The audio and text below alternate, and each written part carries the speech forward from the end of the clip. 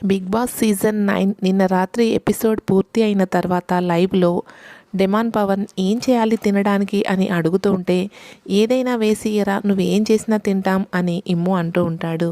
Egg dosa వేస్తూ ఉంటాడు పవన్.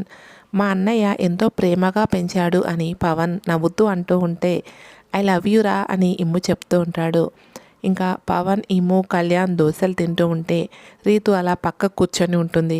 పాపం తనుజ నిద్రపోయిందో ఏమో అలా సోఫాలో పడుకుంటుంది. మరి నిద్రపోయిందో లేదో తెలియదు, కానీ పాపం సంజన అయితే సోఫాలో పడుకొని నిద్రపోతూ ఉంటుంది. ఇంకా పక్కన సోఫాలో భరణి గారు కూర్చొని ఉంటాడు.